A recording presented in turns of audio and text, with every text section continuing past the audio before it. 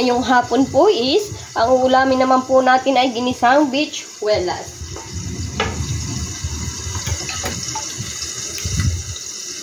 Haalsin lang po natin yung mga dulo-dulo.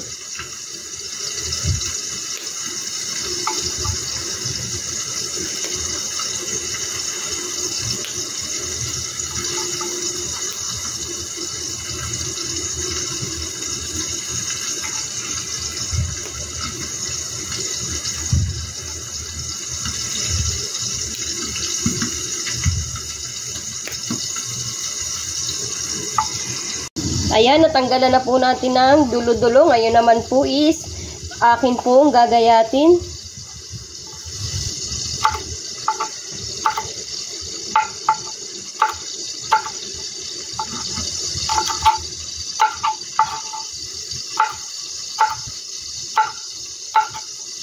Medyo maingay po ang ating baklaw. Nagpiprito po ako ng isda. Kaulam po dito sa ating ginisang bichuelas.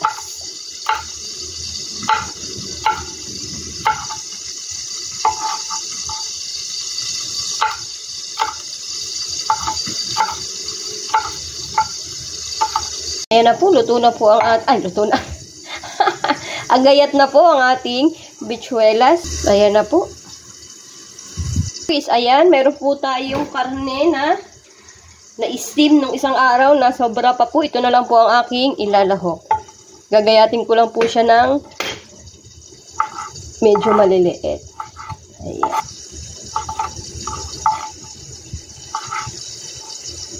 Ayan po. Kaya po baka nagtataka kayo, nandito po ako sa Taiwan pero ang niluluto ko po is pang Filipino food. Nung una po kasi is gusto ko talaga magluto. Kaso mahal nga po, tapos minsan hindi ako nakakalabas. Pero nung pumayag na po yung boss ko, na minsan siya ang bumibili, kasi nasasarapan na din po siya sa aking mga niluluto. Kaya ayan po, tinuloy-tuloy ko na po. Kaya isupport niyo po ako. Salamat! Ayan, nagpainit na po tayo ng ating kawali. Lagyan na po natin ang ating mantika. Isunod na po natin ang ating asin.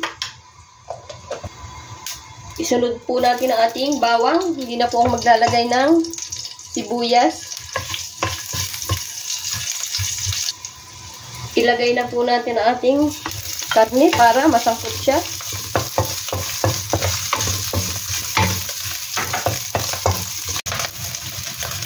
Yan, kapag po nasangkot siya na natin, pwede na po natin ilagay yung ating gulay.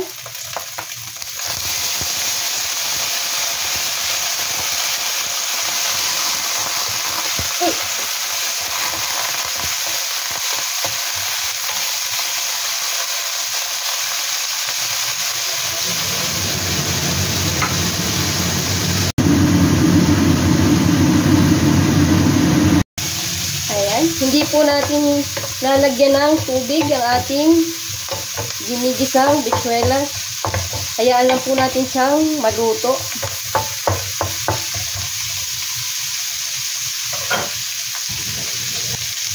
Lagyan po natin ng isang sili.